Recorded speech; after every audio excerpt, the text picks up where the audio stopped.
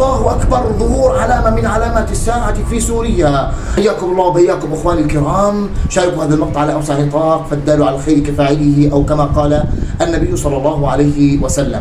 هذه علامة من علامات الساعة التي ظهرت في هذا المقطع أيها الإخوة الكرام، وهذه العلامة من علامات الساعة الصغرى. أما علامة الساعة الكبرى لم تظهر بعد أيها الإخوة الكرام، فلذلك النبي صلى الله عليه وسلم ذكر من علامات الساعة الكبرى 10 وتكون في آخر الزمان.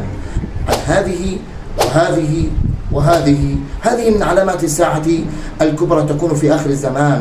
فإذا ظهرت علامات الساعة الصغرى والكبرى، ماذا يفعل الإنسان المسلم؟ عليه أن يسارع إلى التوبة، وعليه أن يسارع إلى استغفار الله سبحانه وتعالى، وعليه أن يحذر من الفتن ما ظهر منها وما بطن، وأن يتقي الله سبحانه وتعالى، وأن يذكر الله عز وجل، وأن يتوب إلى الله سبحانه وتعالى، وأن يكون مستعدا للقاء الله سبحانه وتعالى. فكونوا مستعدين، والسلام عليكم ورحمة الله.